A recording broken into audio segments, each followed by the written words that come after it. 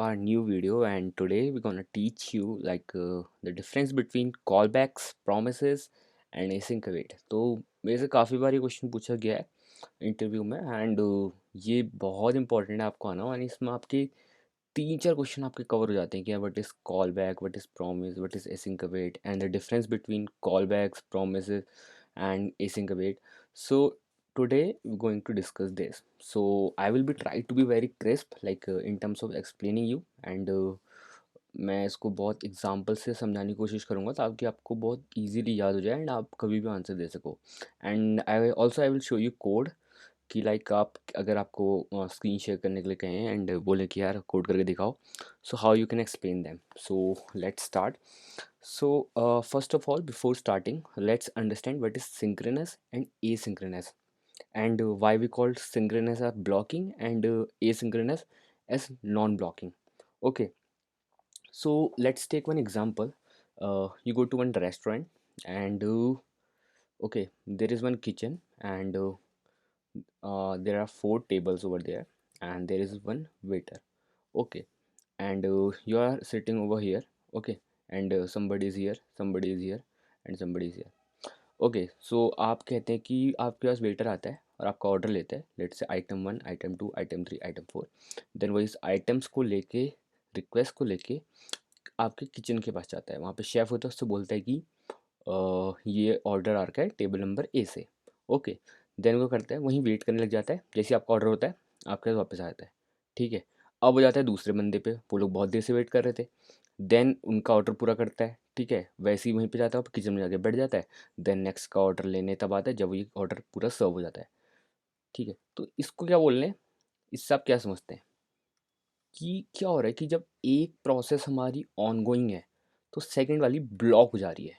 Okay, तो second process block हो जा रही है, इसको बोलते हैं ब्लॉकिंग. ठीक है, एंड सिंक्रोनस की एक सीक्वेंस में चल रहा है. ठीक है, ये मतलब किसी दूसरे पे नहीं जा रहा, वेट कर रहा है. ठीक है, इसको बोलते हैं synchronous. Now second second case, there is another restaurant. Okay, ठीक है, there is a kitchen, there is a chef, and there is one waiter, and you are also sitting here. Okay, so what it does, आप इसको order देते हैं and kitchen पे जाके और आपका ऑर्डर देके जाता है, आ जाता है. ठीक है, आपका वहाँ पे खाना बनना शुरू हो जाता है. आपका मेन्यू जो भी आपने दिया होता है, मतलब लिस्ट ऑफ आइटम, वहाँ पे बनना प्रिपेयर होना शुरू हो जाता है. देन वो आता है सेकंड वाले पे एंड उसका ऑर्डर भी लेता है, वहीं चले जाता है. ठीक है, एंड जैसे ही आपका ऑर्डर पूरा होता है तो आपको सर्व कर देता है. एंड देन अगेन वो टेबल नंबर दूसरे किसी पे चले जाता है. ठीक है, देन उसका तब तक देखता है कि इसका बन चुका है तो इसको सर्व कर देता है, एंड देन टेबल नंबर पे चले जाते हैं. ऐसे कर करके this process we can see that it is not blocking the another process, so it is non-blocking, and also we call it asynchronous process. ठीक है, so I hope you got it, the difference between the asynchronous and synchronous. So now let me explain you कि इन asynchronous process को, मतलब जो ये asynchronous process है, इनको handle करने के तीन तरीके होते हैं. Okay, so let me go through the way number one. The way number one is callbacks, you might have heard. Okay, the second one is promise, and the third one async await. Okay, तो ये तीन तरीके हैं. तो सबसे पहले हम call back के बारे में बात करेंगे कि यार कॉल बैक क्यों करते थे, and why we moved to promise, and after that why we moved to async await. So हम तीनों के बारे में बात करेंगे कि यार किसके क्या साइड इफ़ेक्ट्स थे, किसके क्या कॉजेज़ थे. So let's start with callbacks. Okay, so callbacks JavaScript में एक ऑब्जेक्ट होता है. तो जैसे आपको पता होगा कि एवरीथिंग इन जावास्क्रिप्ट ऑब्जेक्ट और अ फंक्शन. ठीक है, सो अब जब हम किसी फंक्शन को किसी दूसरे फंक्शन में पास करते हैं एज अ पैरामीटर, इसको कॉल बैक कहा जाता है. Okay, so basically when we pass a function as a parameter to another function and call them inside the outer function, and हम उसको बाहर जाके कॉल करते हैं, that is called callback. ठीक है, तो आपको ये समझ में इतने अच्छे से अगर नहीं आया होगा, so let me go through this. I will explain you with the code, and ठीक है, हम अपने JS1 पे चलते हैं एंड आपको दिखाता हूँ। सो सबसे पहले क्या करते हैं, हम एक फंक्शन बनाएंगे, let's say A, okay, and I will try to console something here. Okay, मैं कंसोल कर देता हूँ, hi, this is my process number 1, okay. After this, you might know about, you must know, I think you should know about timeout function. Okay, I think I messed up something. Set timeout, okay, and inside that we will pass a function, another function, and inside that we're going to console something, console.log. uh, this is high number 2, okay, and we gonna pass, आपको पता होगा कि इसमें हम set timer में एक time देना होता है, ठीक है। Let's say we want to execute this thing after 2 second, so we are passing 2000 millisecond over here, and after this I will try to console log something, okay, console dot log, let's say ends, okay, and when we will and when we will execute this function, the output will be like, you can see over here clearly, and I will run it again.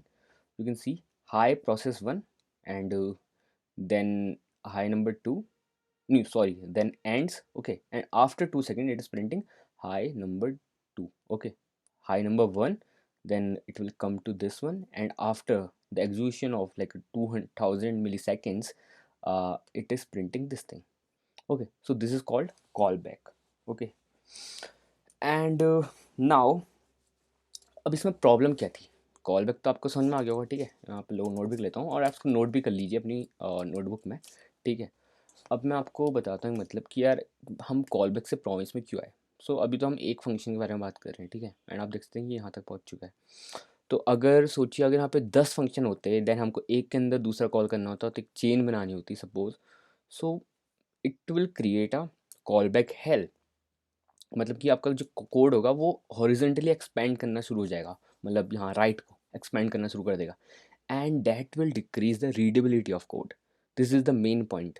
मतलब JavaScript में मतलब हम देखते हैं कि यार मतलब जो डेवलपर्स होते हैं वो रीडेबिलिटी के ऊपर काफ़ी ध्यान देते हैं एंड मेंटेनेबिलिटी, कि आपकी कोड की रीडेबिलिटी एंड मेंटेनेबिलिटी हमेशा ज़्यादा रहे, तभी आपका एक मतलब आप क्वालिटी कोड लिख रहे हैं।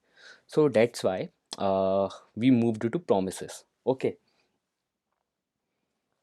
सो प्रॉमिस ने आपकी कॉल बैक हेल की प्रॉब्लम सॉल्व करी, okay, and let me now discuss about promise, okay.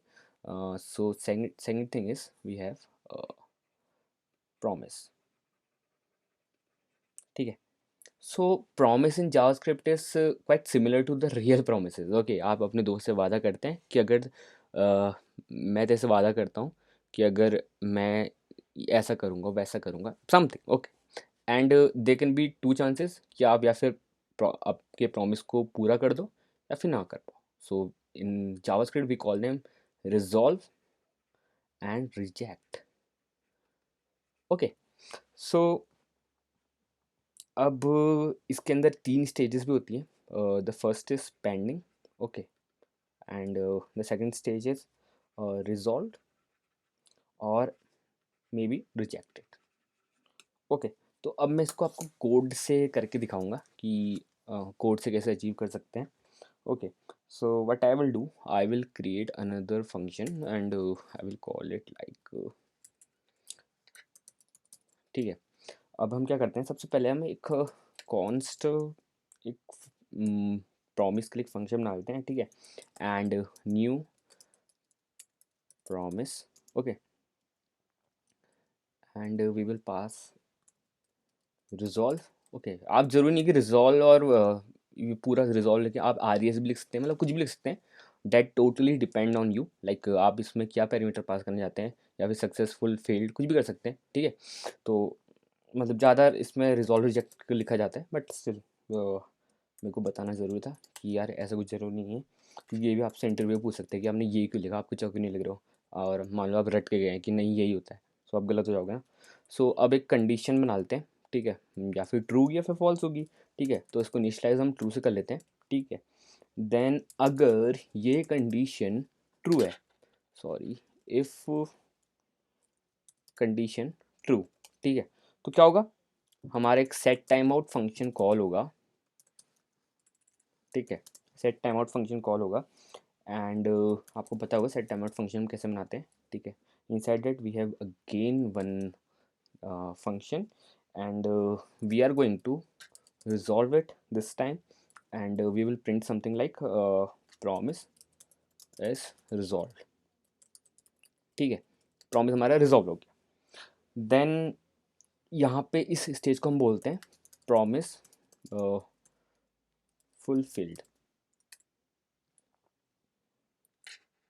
ठीक है, इसको बोलते हैं promise fulfilled.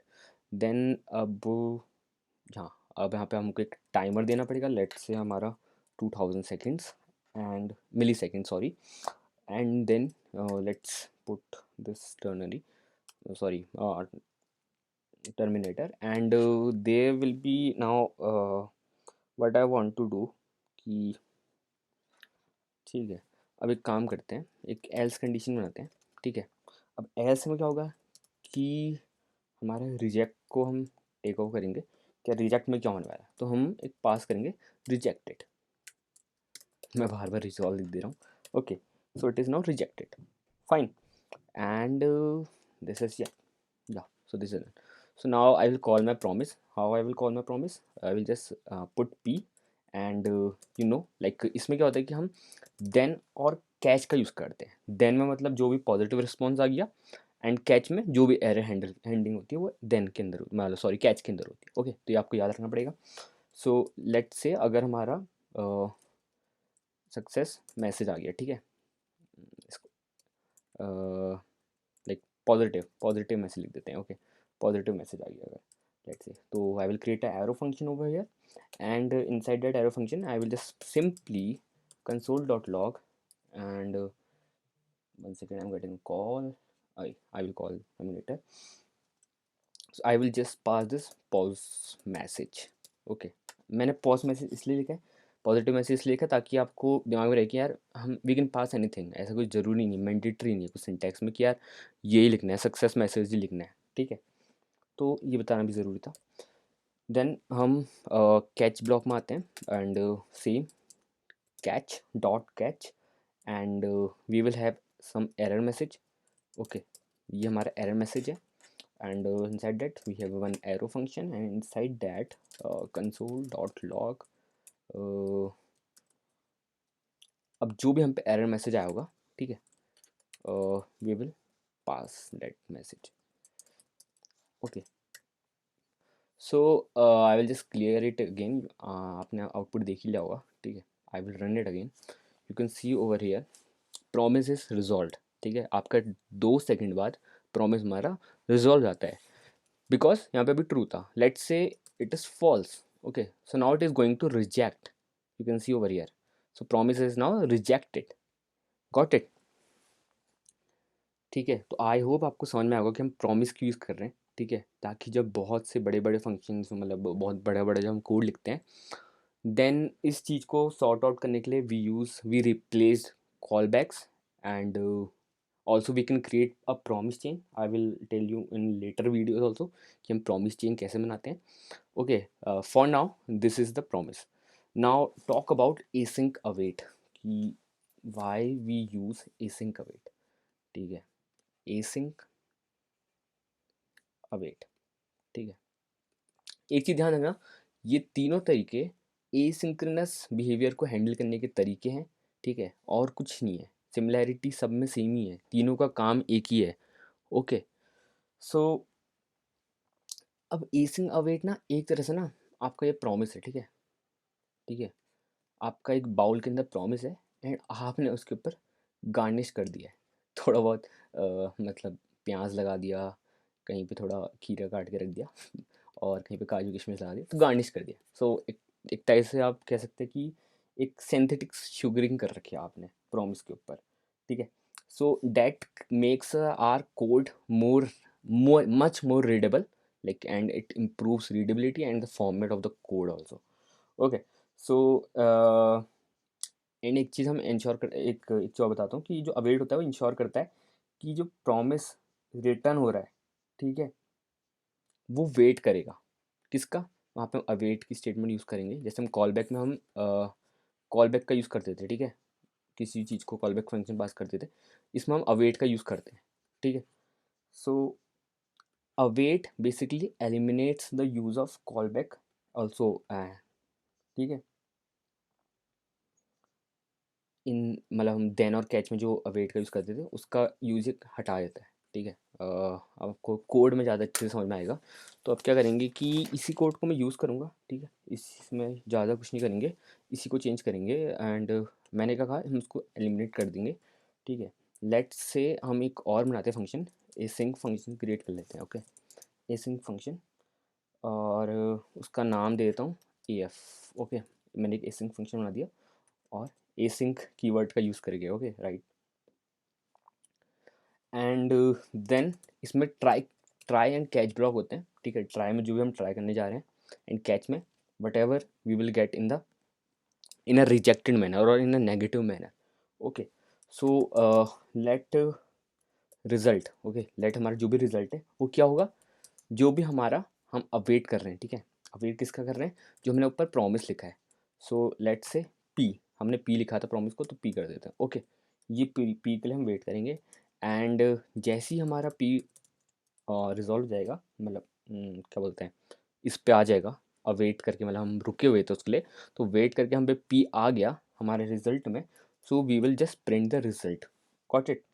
Then if it will not be solved, मतलब not be resolved, what we going to do, we are going to use catch and sorry, catch में हम पास करेंगे late से ई आर आर, आप कुछ भी पास कर सकते हैं, ठीक है? ई, okay, and then we will just simply console dot log of whatever the this particular thing was, okay, right? And now the last thing, we will call this async function, so af this, right? So you can see over here it got rejected, right? It got rejected because there was a false. Now if I will put it true, you can see promise is resolved, got it? So this is how we use async await, and this is the difference between callbacks, promises and async await. So I hope guys आपको ये समझ में आया होगा, और मैंने काफ़ी short and काफ़ी इजी होने की तरीके से मतलब कोशिश करी है आपको समझाने में। सो आप कमेंट करके बताइए आपको अगर वीडियो पसंद नहीं है, एंड अगर आपको कोई टॉपिक समझ में नहीं आ रहा है तो let me know in the comment. And yeah, that's all for today's video. Thank you so much for watching. Bye.